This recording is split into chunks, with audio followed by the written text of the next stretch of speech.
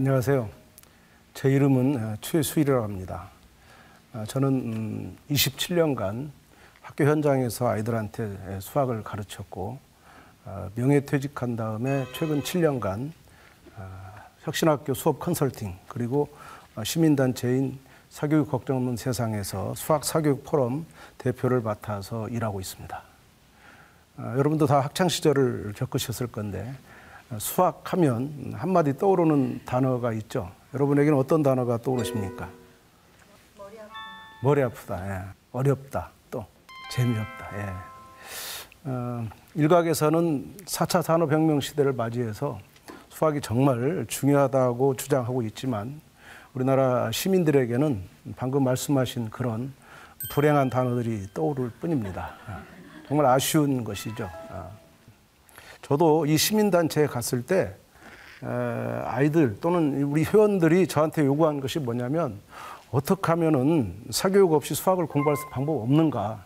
실제로 우리나라 수학교육은 사교육이 다 해내고 있다고 해도 과언이 아닐 정도입니다. 저도 그 답을 찾아야 하는 것이 저에게 주어진 이 퇴직 이후에 제가 해야 될 가장 큰 일이었습니다.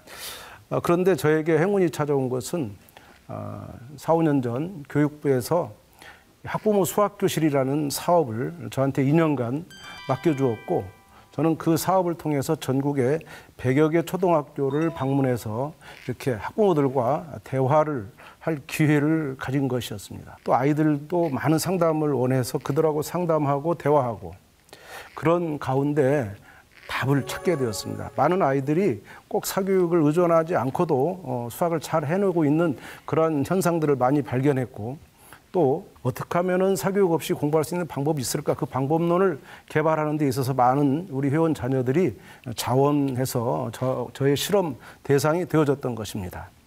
그러면 과연 수학을 공부하는 최고의 비결은 무엇일까? 여러 가지 있을 수 있겠죠. 열심히 하는 것도 있고 시간을 많이 들이는 것도 있겠지만 수학은 우선 개념을 이해하는 것이 가장 중요합니다. 수학을 개념을 이용해서 그 개념의 힘으로 문제를 풀어야 되는 것이 수학을 공부하는 가장 정상적인 방법입니다. 그러나 우리 아이들은 그렇게 공부하지 않습니다. 어떻게 합니까? 다짜고짜 문제를 풀기 시작합니다. 만약 어떤 학생이 문제를 풀기 위해서 준비하지 않고 개념을 이해하지 않고 문제를 풀게 되면 어떻게 되겠습니까? 문제가 잘 풀리겠습니까? 걸립니다. 그렇죠? 이 걸렸을 때 정상적인 아이라면 내가 이 문제를 풀 능력이 부족하구나. 그럼 어디로 가야 되겠습니까? 다시 개념을 이해하려고 되돌아가서 교과서로 가서 공부해야 되는데 많은 아이들이 그렇게 하지 않습니다. 어떻게 합니까? 바로 해답을 봅니다. 해답. 학원에 의존할 수도 있죠. 우선 해답을 보겠죠. 해답 보면 뒤에 아주 친절하게 저자들이 답을 다 써주고 풀이를 해줬습니다. 그 답을 보니 이해가 가는 겁니다. 이렇게 풀면 되겠구나. 문제를 푸는 기술, 문제를 푸는 절차적인 방법을 깨달은 것인데 자기는 수학을 이해했다고 착각을 하게 되는 겁니다. 이렇게 문제를 처음 못 풀게 되면 그 방법이 그 학생에게는 개념적인 방법이 아니고 절차적인 방법이 돼버리고 이렇게 절차적으로 수학을 문제를 푼 학생은 나중에 선생님들이 제대로 가르치려고 할 때 거부합니다. 왜? 딱 그 이미 알고 있다. 딱 풀어봤다. 지난번에 답을 맞췄다. 그래서 나는 더 이상 선생님 수업 들을 필요가 없다. 이렇게 거부를 하게 됩니다. 이렇게 되니까 한번 처음 개념 없이 문제를 풀어서 그것을 해답을 보고 공부한 문제는 영원히 이해할 수 없는 그러한 처지에 있는 겁니다. 이렇게 학원을 통해서나 또는 집에서 혼자 문제 푸는 방법을 우리가 절차적인 방법이라고 하는데 수학을 개념적으로 이해하지 않고 이렇게 절차적으로 이해하게 되면은 여러 가지 효율적이지 않은 면들이 나타납니다. 첫째 가장 많이 나타나는 비효율은 수학이 재미없다는 겁니다. 공부가 재미없습니다. 왜냐하면 개념 이해를 하지 못했기 때문에 문제를 많이 풀어도 이 만족감 또는 성취감이 떨어집니다. 두 번째 문제점은 응용력. 이렇게 공부하면 응용력이 현저하게 저하됩니다. 즉 문제 푸는 법만 외웠기 때문에 그 문제를 조금 이렇게 바꾸고 수식을 바꾸면 못 풉니다. 응용력이 떨어지는 거죠. 세 번째는 이렇게 개념적으로 이해하지 않고 문제를 따로따로 푼 아이들은 잘 연결이 안 되기 때문에 기억이 오래 가지 않습니다. 시험만 보면 어떻게 돼요? 시험과 함께 사라지는 다 잊어버리는. 그래서 학년이 올라가면 작년에 배운 게 기억나지 않는다고 말하는 그런 아이들이 대부분은 이 장기 기억화가 되지 않아서 그런 겁니다. 네 번째 문제는 수학의 내적인 동기가 생기지 않습니다.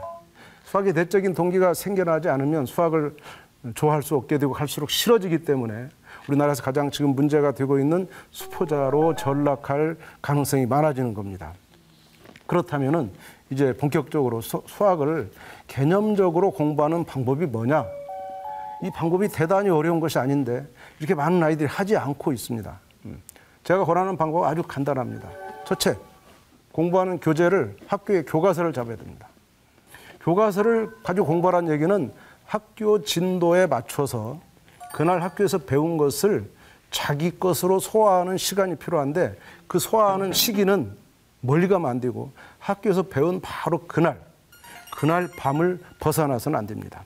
그래서 교과서를 복습하는데 학교에서 배운 그날 배운 수학 개념을 깊이 있게 자기 것으로 소화해 낼 수만 있다면 수학 문제는 해결이 됩니다. 근데 이렇게 간단한 이러한 비결을 많은 아이들이 하지 않고 있습니다. 이때 가능하다면은 옆집 친구와 같이 공부하는 게 좋습니다. 그런데 이런 일이 쉽지 않죠. 옆집 친구 어디가 있어요? 학원가에 있습니다. 옆집 친구가 없는 경우가 많죠. 그런 동네는 이사를 가기 바랍니다. 어디로? 옆집 친구들이 많은 동네로. 저는 맹모 삼천지교 바로 이런 거라고 생각합니다. 지금 아이에게 이렇게 옆집 친구랑 같이 서로 배운 것을 설명하면서 이 표현하는 학습, 이런 학습이 필요한데 그럴 대상이 없다면 이사를 가야 되는 겁니다. 만약에 이사 가지 않으려면 부모님이 책임져야 돼요. 즉 친구 역할을 부모님이 해주셔야 되는 거죠. 부모님은 아이를 가르치는 역할을 하는 것이 아니고 아이가 자기가 스스로 공부한 것을 설명해 줄 때 그 설명의 대상, 즉 들어주는 대상이 되어주는 겁니다. 소위 말해서 선생님 놀이라고 하는 것이죠. 공부한 것을 설명하는 그런 기회가 필요한 것이지 그것을 듣는 사람이 꼭 알아들을 필요는 없습니다. 어차피 부모님도 못 알아듣습니다. 그렇죠? 그런데 교과서를 이렇게 공부한 다음에 또 하나 여러분들이 궁금해할 것은 그럼 문제는 언제 푸느냐? 이렇게 생각할 겁니다. 수학 교과서에도 다 문제가 있습니다. 수학 교과서에 나온 문제는 수학을 개념적으로 이해한 것을 바로 적용해서 풀 수 있는 문제들만 주로 주어져 있습니다. 그걸로 저는 충분하고요. 초등학교 같은 경우는 익힘책이라는 게 있습니다. 익힘책까지 가도 됩니다. 그래도 불안하다 생각하시는 분들은 시간도 여유가 있다면 시중에 판매되는 문제집 한 권만, 두 권 살 필요 없고 한 권만 사서 여러 번 반복해서 풀어보면 됩니다.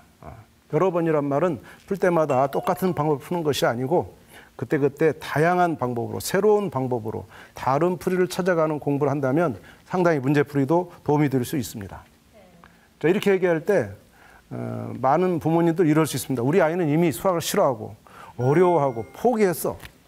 안 하려고 그래. 그럼 어떻게 할 거냐? 교과서를 쳐다볼 생각도 없는데 어렵죠. 그러나 대부분 그런 데는 아이가 공부를 포기한 데는 부모님 원인이 큽니다. 부모님이 과도한 욕심과 성적에 대해서 아이를 질책한 그런 부분이 있었기 때문에 아이가 싫어할 수가 많습니다. 먼저 부모님이 충분히 아이에게 맞춰주는, 즉 기다려주는 그런 마음가짐을 한 다음에 아이를 설득해서 이 개념 공부를 시작하기만 하면 아이들은 개념이 쌓이면서 수학이 좋아지는 경험을 분명히 할 수 있습니다. 저는 많은 아이들에게 성공한 사례를 여러분에게 얼마든지 보여줄 수가 있습니다. 제가 볼 때 학생들에게 이렇게 개념적으로 수학을 공부할 수 있는 마지막 기회는 저는 중3이라고 봅니다. 어떤 분들은 우린 초등학교 벌써 4학년, 5학년 아직 어립니다.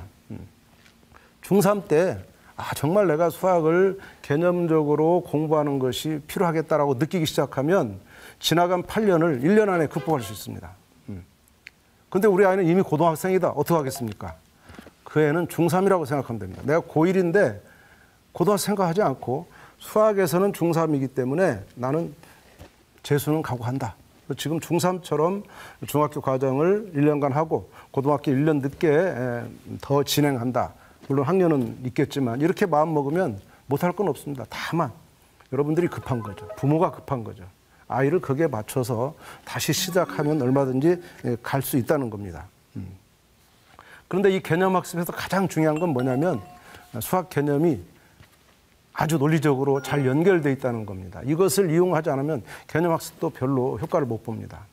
수학 개념은 놀랍도록 연결되어 있고 이 수학 개념이 연결되어 있기 때문에 수학은 논리적인 사고를 키우는 과목이라고 말할 수 있는 겁니다.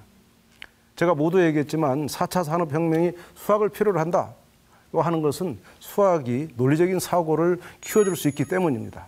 그래서 우리는 수학을 필요로 하는 겁니다. 예를 들면 미분을 예를 들면 미분은 수학 외적으로는 속력이라는 개념과 연결되어 있습니다. 그러나 수학 내적으로 가면 여러 가지 함수의 그래프를 해석하는 도구입니다. 함수 그러면은 1차 함수부터 쭉 2차, 3차 함수 가는데 1차 함수는 직선입니다. 근데 2차 함수부터는 다 곡선입니다. 미분은 이 곡선을 해석하는 도구입니다. 곡선이 막 변할 때 우리는 그걸 변화를 보기 위해서 미분, 아주 잘게 자르는 겁니다. 미분. 곡선을 잘게 자르면 그 조그마한 조각들이 생기고 이것들이 잘 안 보이니까 이것을 확대하면 직선이 되는 겁니다. 직선은 1차 함수입니다. 중학교 때 배웁니다. 미분은 고등학교 때 배웁니다. 이렇게 미분이라는 결국은 직선으로 바뀌기 때문에 중학교에서 직선 개념을 명확하게 공부한 아이는 고등학교에서 미분을 이해하는데 충분히 된다는 겁니다. 한번 화면을 보겠습니다. 미분계수는 F'A equal 리미트 델타 X가 0으로 갈 때 델타 X분의 FA 플러스 델타 X 마이너스 FA. 말도 복잡하지만 문자, 그 다음에 기호 아주 난잡하고 복잡합니다. 어떤 느낌이 오세요? 싫죠. 두렵기까지 합니다. 근데 그 밑에는 제가 중학교 때 나오는 두 점 A, FA 그리고 B, FB를 지나는 직선의 기울기를 구하는 식을 썼습니다. B-A분의 FB-FA입니다. 이것을 중학교 때 공부를 하는 겁니다. 이것을 가지고 있는 아이는 위에 미분계수를 볼 때 분수가 어때요? 똑같습니다. 그래서 미분에 대한 두려움, 미분계수를 바로 받아들이는 겁니다. 고등학교에서 나오는 그 많은 수학 개념은 다 초등학교와 중학 수학과 연결이 되어 있습니다. 그래서 새로 나오는 고등학교 개념 하나도 없습니다. 따라서 고등학교 수학은 이미 다 초, 중 때 다 배운 거나 마찬가지입니다. 정리하면 이렇습니다. 저는 수학 공부를 제대로 하는 그 수학을 공부하는 길은 뭐냐? 첫째, 성인이나 교사의 도움을 최소한으로 해야 됩니다. 남의 도움을 많이 받을수록 그 배워서 금방 수학을 익힐 수가 없습니다. 가장 중요한 것은 자기가 그날 배우는 수학을 얼마나 자기 것으로 소화해내느냐. 그때 그 수학이라는 것은 문제가 아니고 개념입니다. 개념. 자, 이때 그 가장 중요한 것은 그날 밤을 넘기지 말라 그랬습니다. 그러니까 수학 공부의 복습의 골든타임은 언제예요? 그날 밤. 그날 밤을 놓치면 수학 공부 어렵습니다. 이 중요한 시간에 학원 가 있으면 안 되는 겁니다. 그날 밤은 반드시 수학을 자기 것으로 소화해내야 되는 아주 중요한 순간입니다. 이렇게 해서 개념을 그날 배운 것을 자기 것으로 소화내기 시작하면 며칠 후에는 여러 날 배운 수학 개념이 연결되기 시작합니다. 연결이 되면 수학이 왜 그런지를 이해할 수가 있습니다. 수학이 이해가 되면 수학이 좋아지기 시작하고 드디어는 수학의 내적인 동기가 생기게 됩니다. 그런 아이를 우리가 시중에서는 수학에 미쳤다고 그럽니다. 우리 집에 수학에 미친 아이를 키워보십시오. 여러분, 그 미친 아이를 여러분들이 이제 말려야 되는 그런 즐거운 비명을 지를 날이 올 것입니다. 여러분에게 도움이 되기를 바랍니다. 감사합니다.